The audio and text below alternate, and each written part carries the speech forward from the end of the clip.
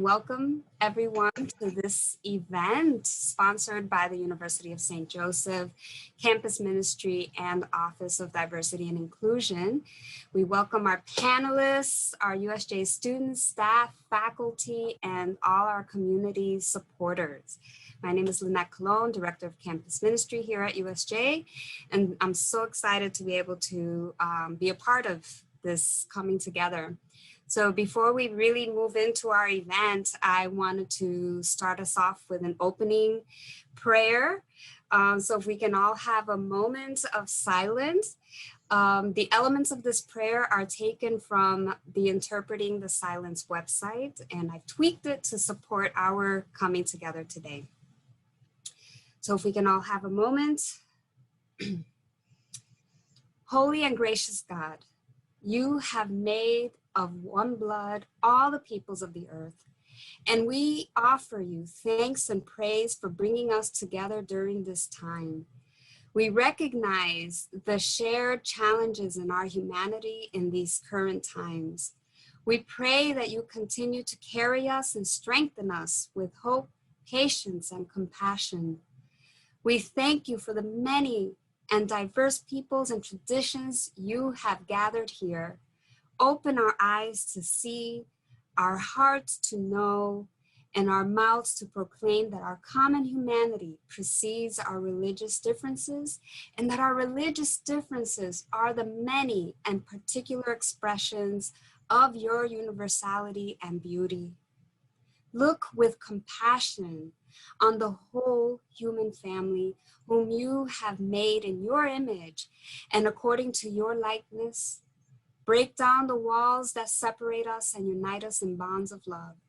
We ask that you continue to bless all life, but especially women who are being honored during this month. May all girls and women feel your presence during their trials and tribulations, as well as during their accomplishments and moments of joy. Guide our panelists this evening in their sharing. Grant us all who are present inquiring minds, searching hearts, and curious spirits, that we might deepen our own faith by learning of your ways from those who differ from us. May we receive what we learn as gifts that will inspire, motivate us, and give us courage to answer your calling in the communities where we may live and serve. In your name we pray, amen. Okay, thank you all again for being here. I'm so excited to be sharing this time with all of you, an opportunity of learning and connecting. Before we get started and learning more about our panelists, I want to just go over very quickly some housekeeping items. Just a reminder to please maintain your audios in mute while our panelists are sharing. We will have an opportunity for Q&As towards the end, as well as the chat will become available or is available for any questions that may come as you're listening to our panelists share. We invite you to utilize the chat room to be able to present those questions, and our moderators will provide support in asking those questions as well, if you yourself are too shy to ask those questions towards the end. We will give our panelists time, and I will kind of, when they're 2 minutes away from reaching that time period, I will kind of say gentle reminder so that they know they have 2 minutes left to kind of bring all of it together and end with their sharing. Finally, I will be placing in a few moments, I'm going to be placing a survey for this event in our chat. I'm doing it now, so I won't forget to do it later. But there will be a reminder towards the end for you to complete that survey. It will be great help to us to know how to continue supporting, how we can improve these types of events, and how we present them to all of you. So if you are able to complete that survey before you leave, awesome. If you're not able to, please take the link with you and complete it as soon as you are able to. Again, that would be a great help to all of us. And so moving on, just wanted to, let me move here real quickly. Okay.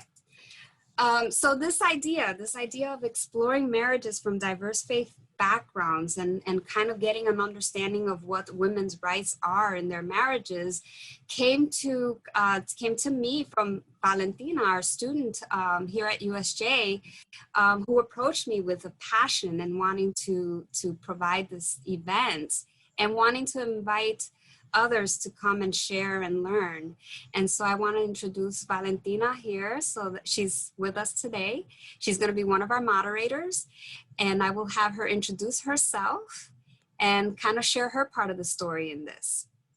Hi, well, thank you so much, Lynn. Hi, everyone. My name is Valentina. I decided to do this event because it's a little bit, first let me tell you something about myself. My goal is to go to law school, and one of the goals I have is to understand rights we have as an American, just because of the current past year we've been having, and also just as rights as someone in a religious faith. And the reason why I focus on women and in a religious faith is because I've noticed a lot of people tend to abuse organized religion and to make them into seem as that they abuse women, when that is not always the case. That's pretty far from the case. And I was actually inspired with this organization, actually, Keshet. It's one of our panelists, Aura. I watched a documentary during the pandemic, and it inspired me to realize, oh, what do I know about rights in Islam? I know some of them, I don't know everything. And it just hit me that not everybody knows rights. What is the rights in your religion? And the reason why I use the three Abrahamic religions is just because we looked at I believe when we looked at the average of it, like, we have a lot of people who are of the Christian faith and of the Islamic faith and the Jewish faith here, and that's why I chose there. And I also wanted to show women that even if you're, say, of the Islamic faith, you can still learn much about the Catholic faith and the Jewish faith. Even if you are not religious at all, you can also learn that, hey, this is what other people do, and then also enforce this. Oh, well, I know what the religious aspect of this. What is the U.S. constitutional aspect of this? What are the rights I have to the U.S. government? And that's why I did this event. Thank you, Valentina, for that, for feeling inspired and for wanting to answer that call. And now I would like to introduce Raina Dighton-White, who's Director of the Inclusion and Diversity Office. Hello, everyone. Hi. Sorry about the movement. I was trying to make things a little bit brighter in here. I think you guys might have a very dark view of my face. But I am the University of St. Joseph's I'm Director of Diversity and Inclusion. I'm also the university's Title IX coordinator. For anyone who is not living in higher education regulatory world, Title IX means I also handle all discrimination complaints around gender. So I oversee gender-based equity on the campus, as well as other protected classes. This has always been a bit of an interest of mine. I am an attorney by training, and in many regards, marriage is a contractual arrangement with heavy cultural and religious overtones and centuries and centuries of practice. Also, some of our oldest contract law, which is one of the oldest areas of law, period, and property, really do arise out of marital practices, and you see a lot of those similarities. So when Lynette approached me with the program and opportunity, I was very excited. So I'm just happy to be here. Thank you all so much for having me. Thank you, Raina and Valentina, for being here, for being a part of this, and for agreeing to be moderators of this sharing of this event. So I will let Raina take charge. We're going to start our event with our panelists. Okay. All right, everyone, just as a heads up, we are recording, and thank you so much. The first panelist that we are going to be introducing and discussing is Shawnee Baldwin. She has a brief bio, and Shawnee, would you like to introduce yourself, or may I read it for you? I don't know I forgot what I sent you. Oh, Shawnee has been involved in youth ministry for most of her life, from babysitting to working with a couple of parishes, to parenting, after school programs, park and recreation camps. So she has 20 plus years of experience in youth ministry. And of course, now her 6 grandkids and a preschool virtual program. You are quite the educator. Justice and service were also instilled in her from an early age by both of her parents. She's constantly learning about and advocating for a number of issues: environmental issues, racism, affordable housing, substandard education, immigration, the removal of the death penalty, LGBTQ, homelessness. The list is long, and finding intersections so that people can cooperate and collaborate is a constant goal of Ms. Baldwin's. Nothing in particular, she states, qualifies her as a speaker on this panel, other than having been married once and a deep wish for empowered women. I think anyone who has dedicated their life as you have to education, to social justice, is absolutely qualified. And what I guess I didn't put in there is that I'm a weekend college graduate of St. Joseph's College, now university, and also a proud graduate of Hartford Seminary in a number of their programs. So a big thank you to Lynette for the invitation, and a thank you to Valentina for making me go to do the research on this, because clearly I was clueless other than what I had done. I tried to get out of this, say, well, I'm divorced, so what do I know? And Lynette assured me that my authentic voice would be welcome in the discussion. So I'm also grateful to be in the company of Aida and Keshet, and looking forward to hearing about other faith traditions. So I also want to give a general disclaimer. I am not the end all and be all of Christian marriage rights. I am Catholic. I'm probably not a great Catholic, because I'm a cafeteria, I pick and choose, and the more I learn, the madder I get about being Catholic. So you will maybe hear a bit of sarcasm in this presentation, and rather than list all the things that make me sarcastic, I'll just say that I walk a fine line between my love-hate relationship with the Catholic Church and sometimes how the original documents are not being played out well in practice. So anyway, when I started with what's the importance of marriage in the tradition, and basically it's between a man and a woman. It's sacramental. Our priests are not allowed to be married, and yet we've accepted Episcopalian reverends with their wives. There is scriptural basis for married priests and deacons, as well as papal history. Some of the popes had wives.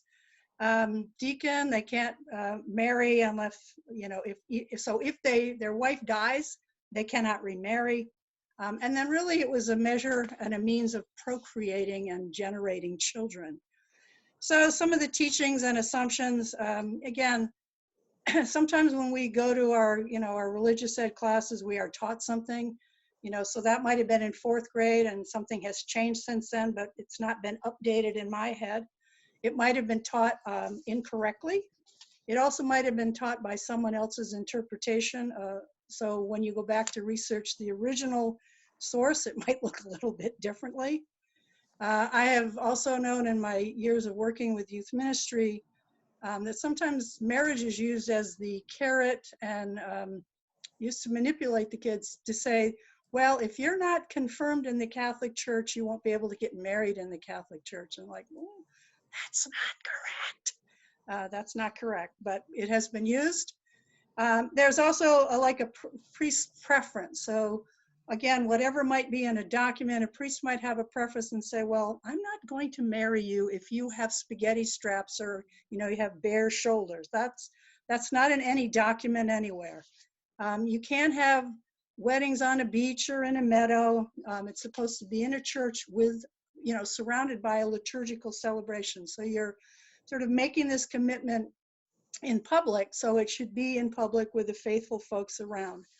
Now myself, when I got married, I wasn't really all that jacked about church stuff. I, stopped going to church when I went to college, and the person that I'm now divorced from was the church person, and he arranged to have a priest come and do this thing at the college chapel. And when the priest arrived, he said, well, where are your dispensations for not getting married in your local church and blah, blah, blah. And I go, I don't even know what you're talking about. And so about a month later, when friends of ours got married, the priest said to them, yeah, we had this crucifixion here about a month ago, because they didn't have any of their proper paperwork. And I'm like, whatever.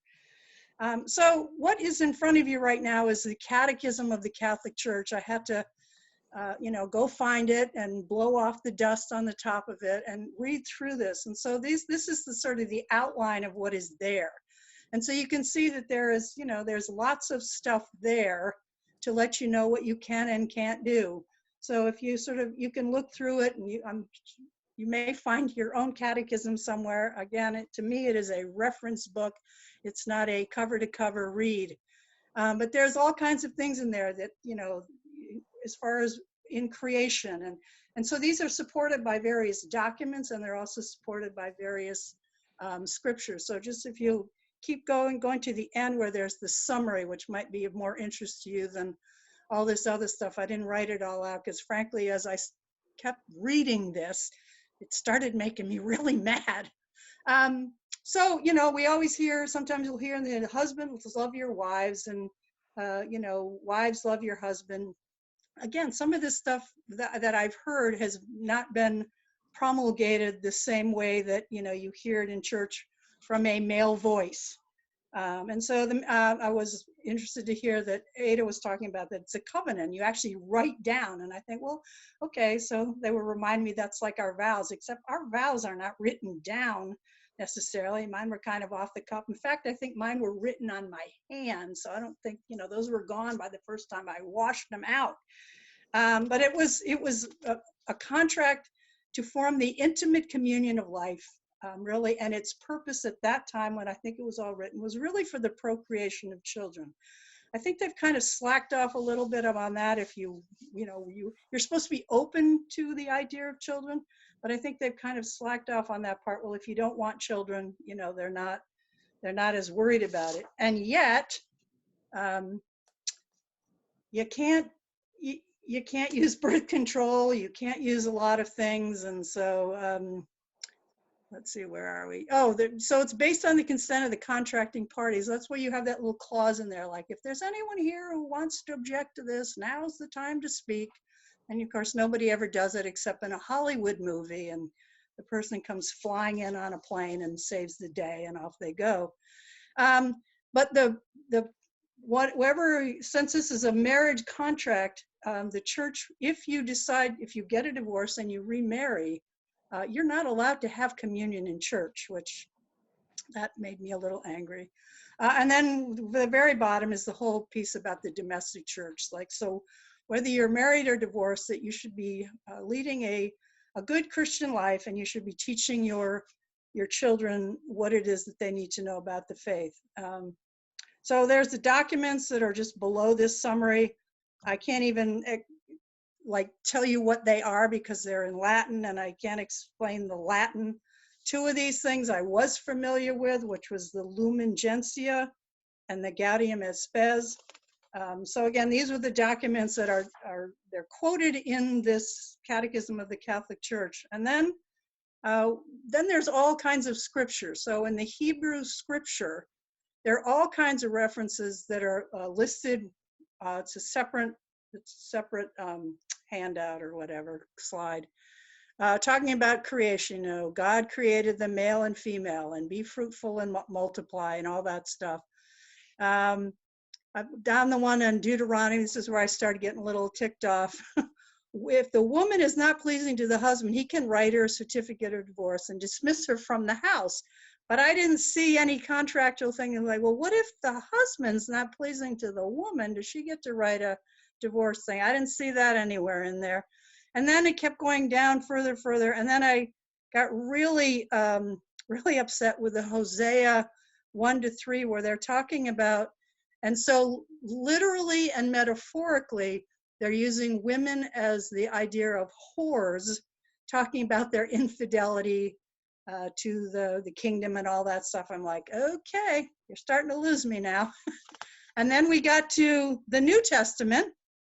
You know, there were a couple of like pretty long chapters on the teaching on divorce, and not a lot on the wedding. You might see the parable of the wedding banquet. That wasn't really quoted there, but it's one of my favorite, because when I look at that passage there, it's Jesus's first miracle. And, when I explain that to the kids, I'm not focusing on the miracle. Well, the miracle being that maybe he listened to what his mother said. So mind your mama when she tells you to do something. But so the wedding at Cana, the bridesmaids being ready for the bridegroom.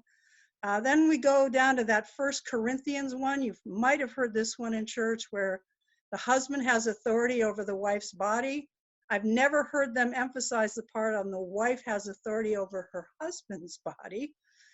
So it's, issues of self-control, revelation, being a virgin, the whole 9 yards. And so let's get rid of those handouts and just the process of entering into a marriage and the rights within it there is a pre-Cana process. I did not do that. Maybe I should have, and I don't know, if the catechism is referenced in that process. Back in the day, they used to post bans of marriage, so you would list the two people who were planning to get married, and if anybody had any objection. But I have not seen those in parish bulletins in a really long time. There are marriage retreats, there's evenings of reflections, there's something called a retrouvaille retreat, which helps married couples that are facing difficult challenges within their marriage, that might help restore their relationship and maybe rediscover some of that romantic love. And then, so the rights, if you're considering a divorce, it's allowed, but it's certainly not encouraged. And there is a process called annulment, which I looked into twice just because, in case the kid asked me about it in the whole youth ministry program. It's pretty daunting. And frankly, I wasn't interested in bringing up any of the past, whatever history. The husband has now gone on to marry somebody else. I'm like, whatever, I'm not even dating now. Why do I need an annulment? And then there's no ritual to process divorce within the Catholic tradition. You'd be better off if your husband died, then everybody feels sorry for you. But if you get a divorce, nobody really knows. Did you want this? Did they want this? And whose friends are whose friends and whatever. But you can get an annulment. It's a pretty long process. And my story on that is somebody that I used to work with. She met a nice guy, and they were going to get married, and he'd been married before, and they went through the whole process of the annulment, set their wedding date thinking that no problem, we have all the grounds that we could get this on. And yeah, it didn't come in time. And we were told, each of us in the office, if you go to that wedding, you might lose your job. And I thought, well, she's my colleague. I'm going to this wedding. And then we kind of joked at the wedding, let's all of us get together. We'll take a picture, we'll put it on the Hartford Current, and we'll say, all these jobs are now available at the Archdiocese of Hartford. So that's my sarcastic overview of marriage in the Catholic tradition. And if I'm quoting a friend of mine whose mom's advice was, do what your conscience will let you live with. And so I close with a shout out to my mom. It would have been her 97th birthday today. She was full of wisdom and a lot of spunk. And then also shout out to Mother Earth, another one of our women, because today is the United Nations World Water Day. So. Well, thank you. Thank you so much for that. Thank you so much for sharing your experience, the things that you've uncovered, as well as, I think it's very, very, very intimate of you to kind of talk about, again, your own personal experience and what it's been like working for a religious organization. I'm going to pass the torch over to Valentina, and she's going to introduce our next panelist. Hi, so it's such a great honor to introduce Aida Mansoor. Aida Mansoor helps coordinate the Islamic Chaplaincy program at Hartford Seminary. She also serves in the community and works with the Muslim Coalition of Connecticut and the Islamic Association of Greater Hartford. As a community chaplain in the Greater Hartford area, she is working on various service projects, including one on domestic violence awareness and another on burial and funeral preparation. She is a board member of the Connecticut Council for Interreligious Understanding and has been awarded the Human Relations Award for the National Conference for the Community and Justice in 2011. She also works with Muslim women on health and wellness projects and has initiated swimming programs, especially for Muslim women. In 2019, she was awarded as part of the Women of Distinction in the Community from the Hartford Current. Aida lives in Berlin, Connecticut with her husband, Reza, and 2 children, Yasmin, 25, and Yusuf, 23. May we all welcome Aida. Thank you so much, Valentina. It's such a pleasure to be with you all. I'm really hyped at this. So, assalamu alaikum. May God's peace be with you all. It really is a pleasure. I thought I would first of all begin with a little bit of context in terms of how our scripture was revealed and in terms of the time when it was revealed. So basically before Islam arrived in the 7th century Arabia, there was a lot of abuse of women and children, and that was common. Women and girls had to contend with extreme abuses, including female infanticide, no legal right to own property or inherit, unlimited polygamy. So basically, men could marry as many wives as they liked, and honor killings. Okay, so this was the situation at that time. In contrast, Islam brought about a fundamental change in the treatment of women and provided a basic framework of rights and ideals through reforms, some that were immediate and some that were more gradual. When one really looks at Islam through our holy scripture, the Quran, and studies the Sunnah, which is the prophetic traditions, we see that there is an evolving path towards gender equity. The Quran placed a strong emphasis on gender equity and treating women with dignity. Women and men are described as being created from a single soul with similar natures, and are considered to be protectors and maintainers with equal responsibility for their actions and fulfillment of religious duties. Both Muslim women and men are required to enjoin what is good and forbid what is evil, and to uphold justice regardless of personal relationships or wealth. In addition, the Quran requires men to provide financial support for their wives and female relatives. On a practical level, Islam gave women specific rights that did not exist for many women in the East or the West, that included the right to vote, own property, inherit, work, and consent to their marriages. In regard to marriage in particular, the Quran states, "And of his signs is that he created for you from yourselves mates, that you may find tranquility with them, and he placed between you love and mercy. Indeed, in that are signs for people to reflect." So marriage is basically defined in Quran as a compassionate and peaceful relationship that is grounded in love. By describing spouses in the Quran as garments for one another, Islam encourages supportive, protective, and nurturing marital relationships.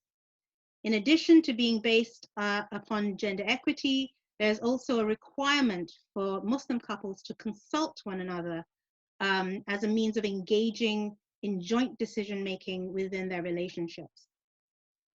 Marriages in Islam usually begin with an offer or proposal. It can be from the man or the woman. It's interesting to note that the Prophet, when he first married, his wife was the one who proposed to him, which is, I mean, in this day and age, it's quite unusual, right? And then, of course, once the proposal is made, then it's followed by, and hopefully, an acceptance. And then this leads to the signing of the marriage contract, in front of 2 witnesses. And finally, the sort of publicizing the fact that you're married. So that's basically the various steps in terms of marriage. Islamic marriage contracts include a mahar, which is a gift from the groom to the bride that may be either immediate, ongoing, or deferred, and it is payable. If the bride wants it, it's payable when she wants it, basically. There is no minimum or maximum, and it becomes the sole property of the bride. It's really interesting in terms of culture versus faith. So I come from the Indian subcontinent, and in our tradition, in our culture, we have this thing called dowry, which is basically when there's a young woman who requires a husband, her family will amass sort of huge amounts of wealth in order to obtain a good guy, basically. And that is what a lot of people have done in the past. But it's really important to note that Islam does not support that. It actually supports it the other way around, where the bride is given a gift. And so that's something important, especially for me, coming from that part of the world where, many who were Muslim had no idea of what the faith was telling them. And these poor women were having to amass a lot of money. Fortunately for me, my husband knew his faith, and so he wasn't expecting anything from me. In fact, he gave me this gift, which was wonderful. So traditional Islamic laws require a husband to financially support his wife. If the wife chooses to work, her earnings become part of her separate marital property. Her money is hers to do what she pleases with it, and she may opt to give some funding to her family, and this is seen as an act of charity rather than an obligation. So that's an interesting thing. When I started working at Hartford Seminary, I just joked with my husband saying, do you want some charity? Because I'm going to be earning some money here, Anyway, Islamic law allows for stipulations to be added to the marriage contract. Typical stipulations in the contract cover issues such as equal divorce rights, a right to education, a right to work, domestic responsibilities, and living conditions. And also, I've seen in certain marriage contracts, the stipulation, especially from, sort of 1200s, 1300s onwards, where they'll actually stipulate the requirement for monogamy by the husband. There's actually a marriage contract that was from the great-granddaughter of the Prophet. Her name was Sukaina bint Hussein. And she actually stipulated in her marriage contract that she required her husband to remain monogamous as long as she lived. So these are all important things that many women may not know about, and this information is very useful in terms of before they get married, getting that contract right. In terms of mahar, the marriage gift is a divine injunction. The giving of mahar to the bride by the groom is an essential part of the contract, and the Quran basically states, and give women on marriage their mahar as a free gift.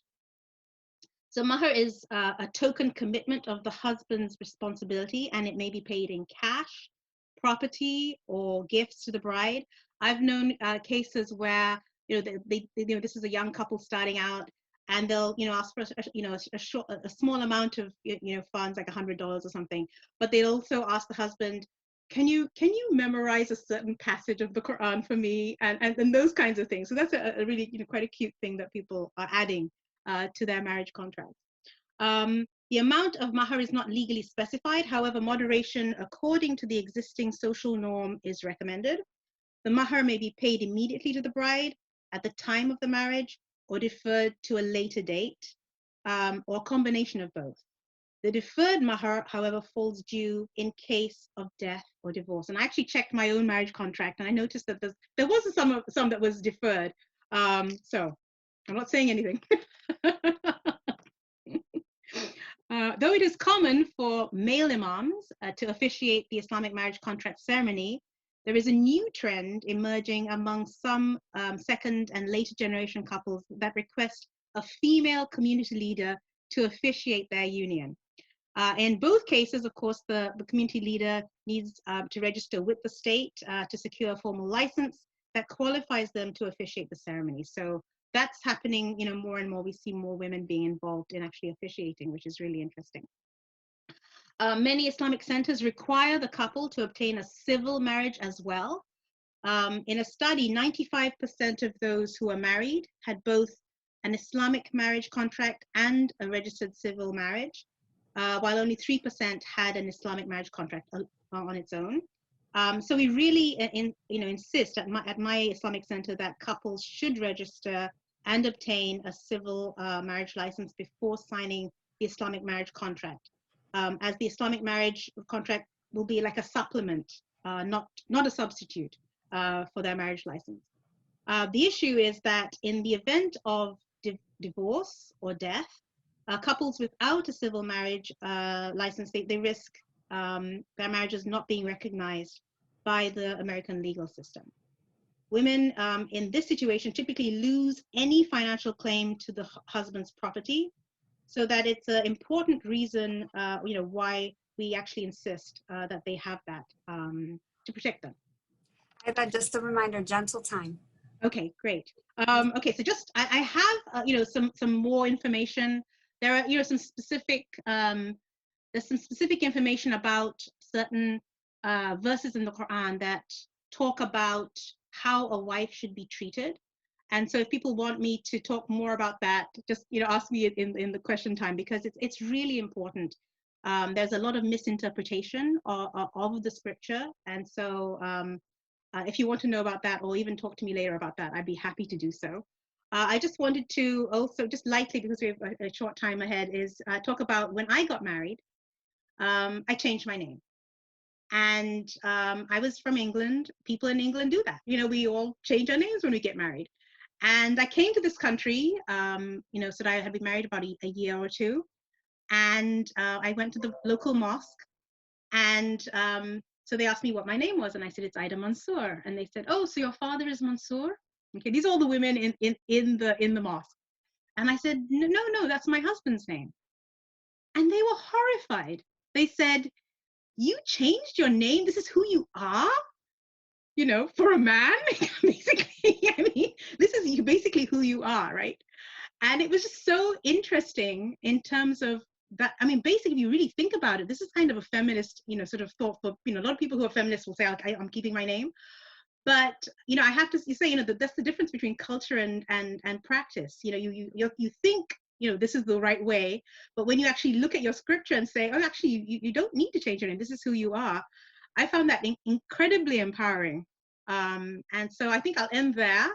I haven't talked about divorce. I've got a lot to talk to you about divorce. There is the husband has a right to divorce, the wife has a right to divorce, but there are different avenues by which they get the divorce. And if I can speak more about that, if you ask me a question, I'll speak more about that. But thank you all very much. It was lovely speaking with you on this. Thank you. Thank you so much. Up next, we have Keshet Starr. We are so happy to have her here with us today. And I got away from your bio. There we go. She's the CEO of the Organization for the Resolution of Aganat. It's a nonprofit organization addressing basically the Jewish divorce refusal. It's a crisis on a case-by-case basis, and it is something that is affecting Jewish women and couples worldwide. At ORA, or the Organization for the Resolution of Aganat, it oversees advocacy and early intervention initiatives designed to assist individuals seeking a Jewish divorce, along with the prevention initiatives to eliminate abuse from the Jewish divorce process. Keshet has written for outlets such as the Times of Israel, The Forward, and the Haaretz, I hope I pronounced that properly, and frequently presents on issues related to Jewish divorce, domestic abuse, and the intersection between civil and religious divorce. Keshet, thank you so much for joining us today. Thanks so much for having me, and thanks to Valentina and Lynette for all of your help, and Raina, your help as well in making this happen. So, as always, there's so much to cover in so little time, but because I'm a lawyer, I always have to start everything with a caveat. And the caveat is that, similar to what Shawnee said, just important to realize that as with any faith community, there's a huge amount of variation. I'm personally part of the Orthodox Jewish community, which is sort of the most traditional in terms of adhering to sort of strict interpretations of Jewish law. But my life looks super different from a lot of other Orthodox Jewish women out there. And so I'm speaking from my own experience, but to just have that little grain of salt with you as you listen. So in terms of marriage in Judaism, I always like to start with really highlighting the differences between civil marriage and Jewish marriage, because they're structured in a totally different way. In civil law in the US, marriage is from the state. You have to apply and ask to be married, and they will tell you if you can or you can't. And in Judaism, there's a really different structure where it's essentially contractual. And I do a lot of educational programs with high schoolers, and then I have to explain why it's not as unromantic as it sounds. But really, the husband and wife are entering into a contract. They're saying, this is the relationship we want to have. This is what we want to mean to each other. And it's really out of that meeting of the minds, to use another legal term, that you have the marital relationship. And so in terms of rights in marriage, they're actually at the wedding ceremony, we read something called the ketubah. And what's interesting about the ketubah is that everyone likes to decorate it with watercolors or like dancing deer and put it up in their living room. And if you actually read it, it's a document really about women's rights in death and divorce.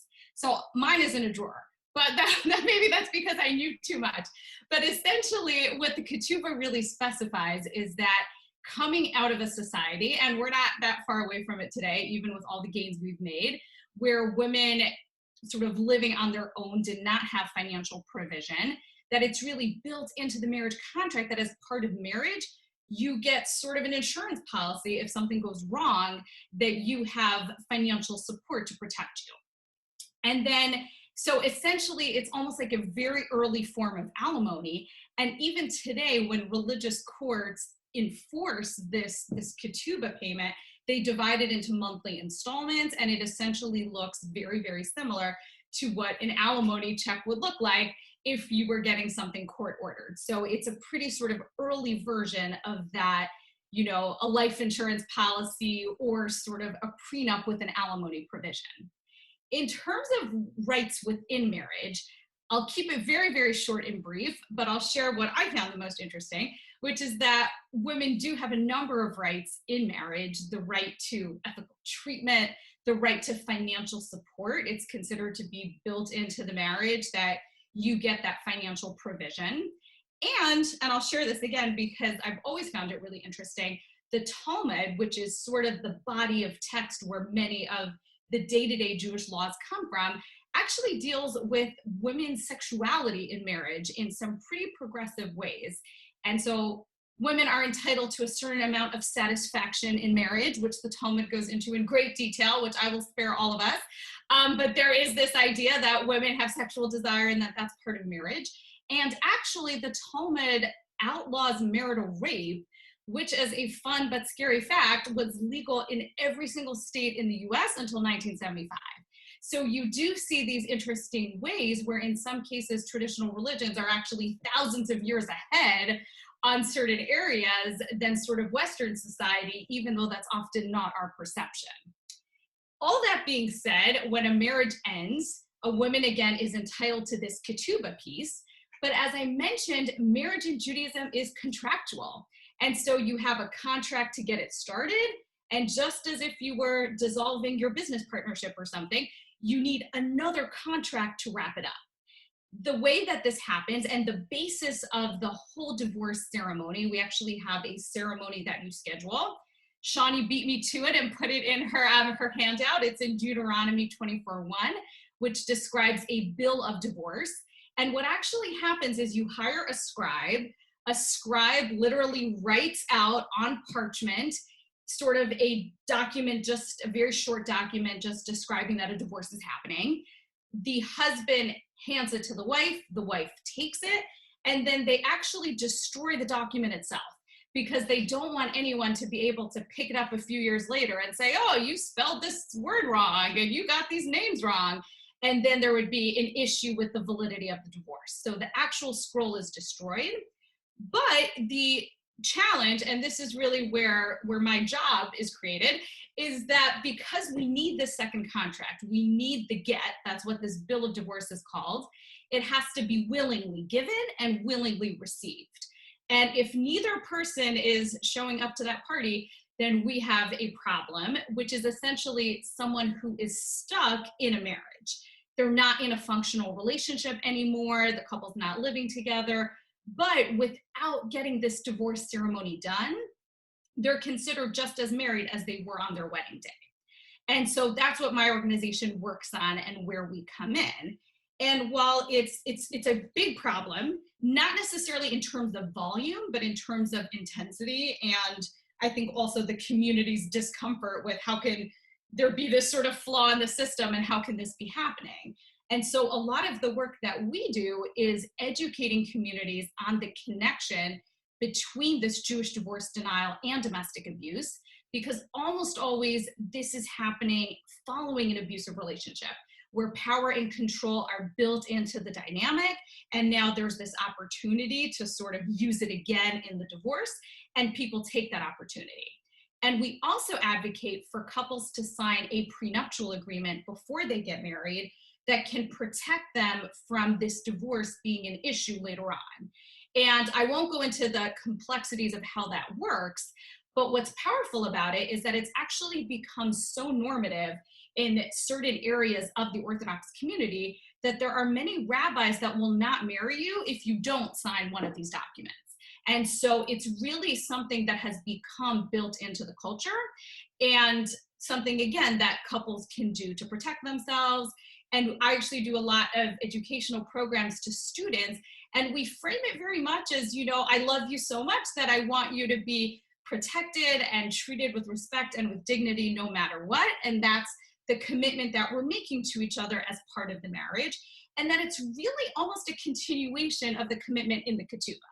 That part of getting married is we recognize that it's not always unicorns and rainbows, and sometimes there could be a bad outcome. And Judaism is a very realistic religion. We can't get too Snow White, because it's a religion that I think is very committed to looking at the full experience of human life and all of the good and bad outcomes that can happen. And that we have to think about the fact that there could be these bad outcomes, and that we want each other to be safe and protected even through those circumstances. And so again, there are so many angles to this, but the frame that I wanted to share before wrapping up is that very often when we talk about law, and definitely when we talk about religious law, we talk about it like it's sort of a static thing. It just is, and it never shifts and it never moves. And the truth is, it can only move so much. At my work, I get at least 2 emails a week from people saying, I've thought of the solution to your problem, just change the law and you'll be completely set. And so it's never that simple. At the same time, Jewish law is always evolving. So just as an example, I was scheduled for my second COVID vaccine dose on Shabbat. And it turns out I was able to reschedule without a problem, but my backup plan was that I was going to call my rabbi and ask if I walk to the facility, because it's very close to my house, can I get a vaccine on Shabbat or not? And of course, my rabbi, you know, poor soul, would have to answer me. And he can look at the Talmud front and back, and it's not going to say anything about COVID vaccines or vaccines in general, but it is going to talk about medicine, and it's going to talk about life-saving interventions, and it's going to talk about things that are then shifted to talk about this. And so a lot of the work that we do in trying to create change within, it's almost like a picture in a frame, within the frame of tradition, is to sort of find that space where there is evolution and there's movement, but it's also within the tradition. And actually, the last thing I'll mention, and I saw your wording, Lynette, thank you, before closing, is that the ketubah and the idea of mutual consent. You pointed out, Shawnee, in the initial verse in Deuteronomy doesn't say anything about the wife in this divorce process. These were all things that were actually added by rabbinic leadership in response to social issues of the moment. And that's really how we see the modern prenuptial agreement as well, that the law is not static, the law moves, the law shifts, and the law is always going to try and walk that tightrope between tradition and between responsiveness to social needs. And that's really where we try to empower women as much as possible while also staying true to our faith and our beliefs and our tradition. So thank you so much. Thank you. Thank you. That was really wonderful. Thank you all for sharing. I know that we don't have a lot of time left, but I'm going to hand things over to Lynette, and we have, how much time? And I hand things over. So we have about 7-10 minutes left. Yeah, I mean, we have about 6 to 7. Valentina just gave me the fingers there. So if you know, we may go over. If people are willing to stay, that's fine. And if people have to leave, that's fine too. We started a little bit late in getting things rolling, so that's where the delay has come in. So thank you all for your flexibility. But we can have a few moments for the question and answers, because I'm sure people might have questions. And so that's what it is. I don't want to ask the questions that we thought of if there are questions in the audience. I don't know if anyone has sent any in. Let's certainly give you all a chance to get your questions answered. So do we have any? Do we have any questions that were sent in ahead of time, or any from the audience?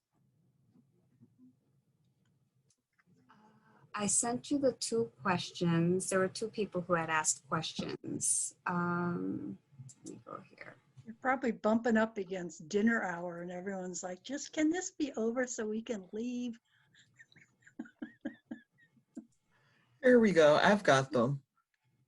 So we had someone ask this question, and I think we've got a little bit of clarification around this, and that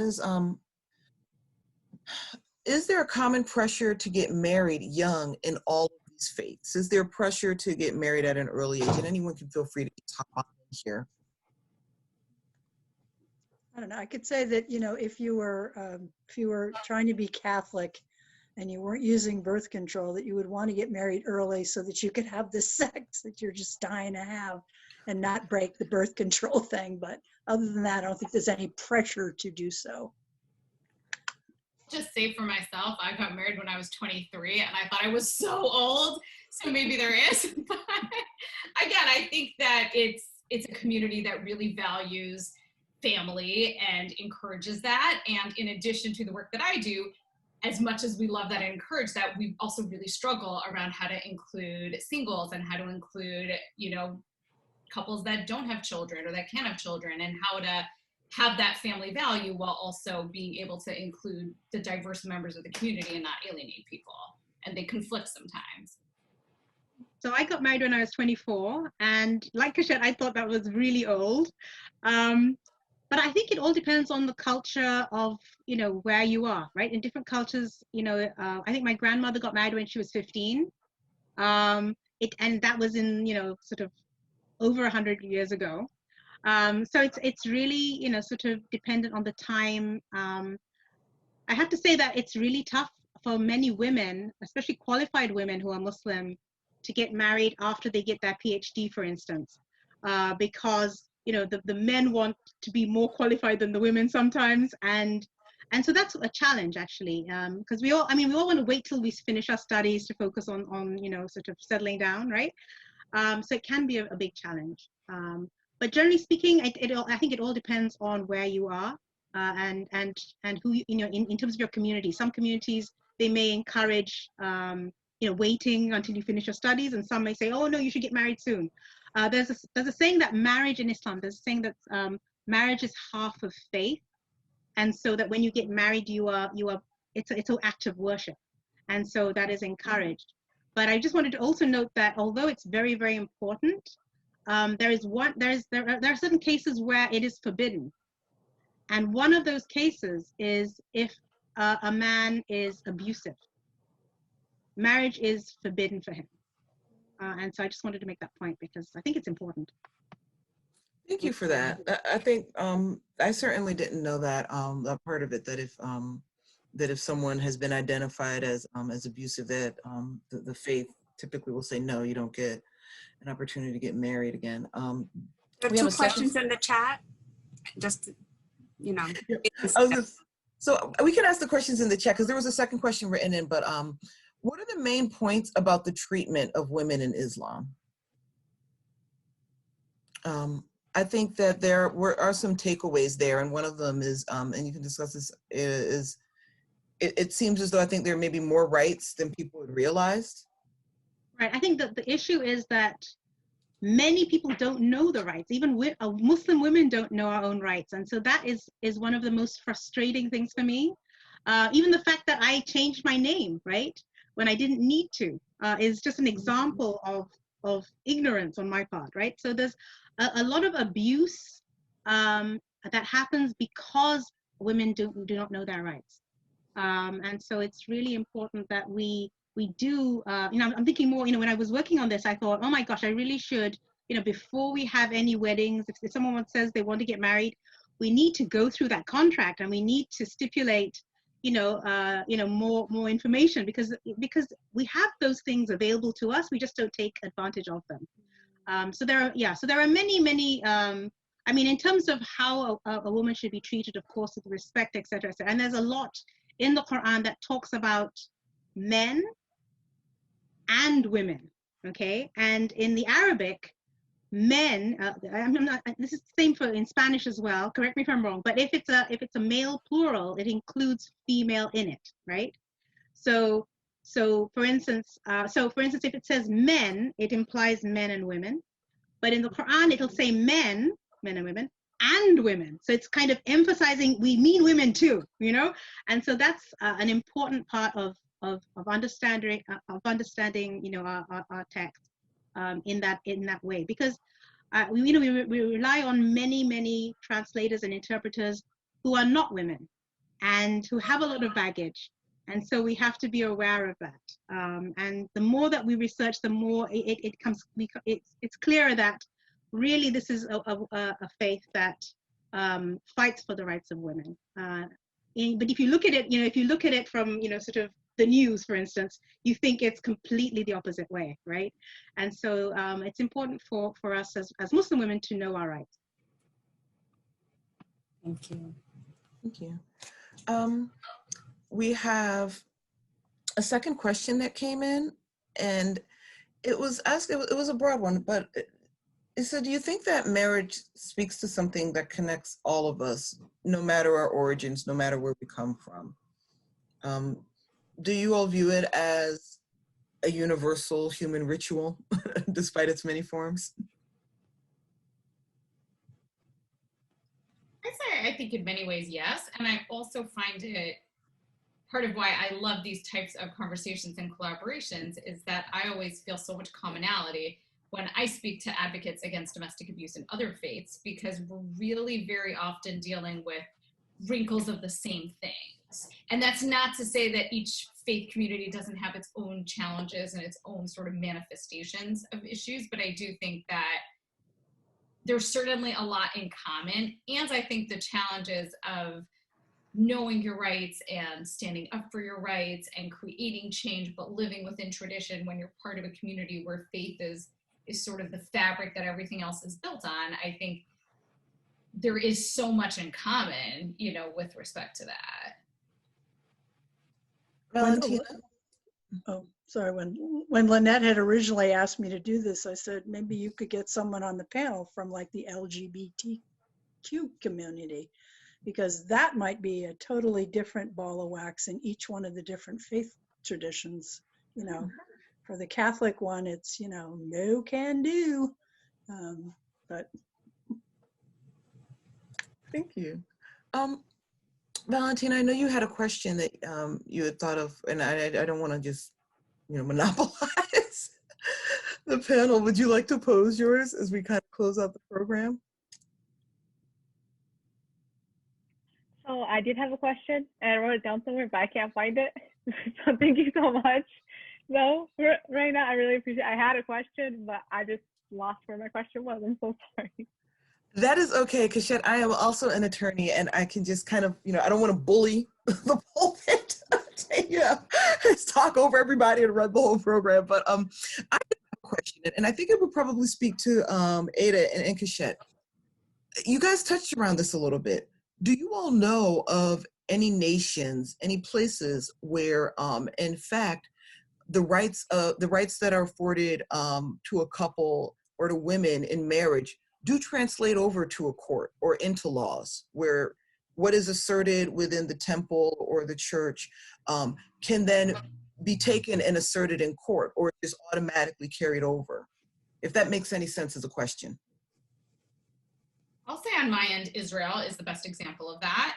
Although I am close with many advocates who do similar work in Israel, and we joke that the problem in the US is that there's a separation between church and state, and the problem in Israel is that there isn't one. And so it really just shows up in different ways. However, a lot of people are surprised that we work with a number of women who are not observant at all, actually, who couldn't personally care less if they have this divorce or not, but because they live in Israel or they're living in the US but they're Israeli, it's very important to them to make sure that any sort of divorce and arrangements they would have would really work with the personal status laws in Israel. Plus, it actually creates other bureaucratic challenges where it's difficult to sell a home because you're still legally married, because you can't be legally divorced without the religious divorce. And so it can create a lot of logistical problems. However, on the other hand, sometimes we have someone in the US who's not cooperating with the Jewish divorce, and they go on vacation to Israel, and they're very surprised that they can actually be incarcerated there for not cooperating with the divorce. And so you have sort of the benefits of being able to use the power of the legal system. And then there are the challenges, and like any system, any court system in the US, anywhere else in the country, there are wrinkles, that the systems don't always use their power in the most effective way. They're not always as trained as they should be on domestic violence and on how some of these issues sort of manifest themselves within their courts. And so it can help and present new challenges at the same time. Interesting. So you can't just get a default like you can over with courts here and say, listen, I've served this person with multiple notices. Your Honor, please give me what I want because I'm the present party. They truly want you to go back. Okay. Exactly. So there's no default option, which here you have and which in Israel you don't. And in the US, it's opt-in, essentially. If someone says, you know what, I'm not feeling connected to my faith community anymore, I don't personally feel that I need this divorce, that's a personal decision that they can make. In Israel, that's not a personal decision because it's religious law and civil personal status law are intertwined, and it's that way for all faiths. So if you're a Muslim living in Israel, you would need, again, to sort of go through the Muslim religious system for personal status issues. Okay. Ada, do you have anything to contribute? Yes. So in terms of living in this country as a Muslim woman, so I have, I'm married. I have a contract, an Islamic contract, but I also have a civil contract. And so what people will say is, the civil contract kind of, if that's terminated, then this one is automatically terminated. So scholars have are kind of standing up to that, but there are some imams that don't accept that, and so that's where the problem lies. And in terms of getting a divorce, right? So there are 4 ways that you can get a divorce, or people can. So if a man, for instance, wants to get a divorce, he basically says the equivalent of "I divorce you," okay? And then he waits a period of time, and this time that you wait is supposed to be a time when you can work on it and kind of try and solve the issues that there are. Then he waits for a period of time and he says, "I divorce you," a second time. And again, there's a period of time when they can work on it, and then the third time he says it, the divorce is finalized. Okay, so that's his that's how one way of getting a divorce, and that's called talaq. Okay, the other type is, so for instance, when I mentioned the contract, if the woman stipulates that she wants the equal right to do that, she writes that in the contract, and so she would be able to do that as well, but it has to be specified in the contract. So it's really interesting that going forward, if ever I get to speak to any women who are going to get married, I'm going to say, put that in your contract, because it's important that there are equal rights, right? There is also another type of divorce that is initiated by the woman, and that's called khul, which is when a woman wants to get a divorce, but not because of anything, not because of anything that's harmful. So no, domestic violence. She just wants a divorce. She's allowed to do that, but she has to give her gift, her mahar, back. Okay, The one that I mentioned before, where she says, I divorced you 3 times, she doesn't. Okay. And then the final type is if there is harm, if the guy is sort of a violent person, then you have to go through the judicial system, and that's called tafriq. So those are the 4 ways you can that divorces are obtained. But it's really interesting, and I feel really strongly about advising women to put that in their contract after reading these documents. So. And after listening to you say that, all I can think of is Dorothy clicking her shoes together 3 times to go back home.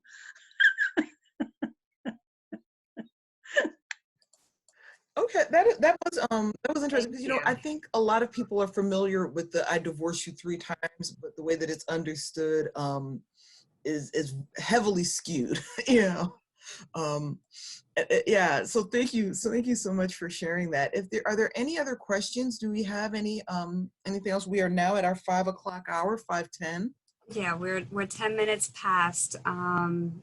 So thank you. Anyone has any final comments, questions for our panelists before we end? Just a reminder to please fill out the survey. It will be great help to us, again, to know how we can continue to improve the work we're doing, and hold on to the stuff that does work, right? So give us some good feedback too. That helps. I do want to, from my end, just to say how grateful I am for all of you and sharing your truths and sharing where you come from and your faith background and how marriages are reflected through that. If I'm going to be transparent and do a personal share, I did go through the annulment process. I am a practicing Catholic. And so that process is very, it entails a lot, and it takes a long time. And I would almost dare say it was probably harder for me emotionally to go through that than to go through the civil divorce process, because they ask for a lot of information. They ask a lot of history, and probably the hardest part was for the annulment to be accepted. The key component of that is that they need to identify, they need to see that there was something, I don't want to use the word flawed, but that there was something before you got married. So they don't necessarily look at whatever challenges took place during the marriage, but to see if there was anything before the marriage happened, so that it would be kind of considered void, right? Or waived in a way. That's not their technical term, those are mine. So I'm just gonna throw that out there. But so that was a very hard process to go through. And I didn't get a response right away. So it is a long process. It could easily be a year. I did it twice, actually. The first time it wasn't accepted, and I had to reapply again a second time. So very, very hard process to go through, but I did it, right? It's something I felt I needed. And so I needed to go through that process. So with that, if there are no other final comments, questions, I will end with, let me go here to my. Before you do, this is yes. 20 seconds. As a Sure. commonality, when I was studying family law, one of the most interesting things I found out was the waiting period. And Aida, as you were talking about the fact of I divorce you, but then there's supposed to be a waiting period, it is a very common practice in a lot of states still to require a waiting period. And that really does actually come out of, us having a very strong Christian foundation. In the United States, it may not seem like it, but that's why courts make it so much more difficult to get a divorce than it is to get married. Whether or not we know it or even seems like it, old school judicial systems actually try to support marriage over divorce and also make it onerous, whether or not they put the faith part in there. So that was all. Very good point with that. So with that, I will end with a very short prayer. May all that what was shared here, learned here, and inspired here be guided by our most divine. May these connections made tonight be carried into the sacredness of the universe to bring fruit to the lives and spaces we encounter on a daily basis. Namaste. Thank you all again. Blessings to you all for being here. I hope this was a learning for all of you. It certainly has been for me. And again, give us your feedback. We greatly appreciate it. Thank you. Thank you so much.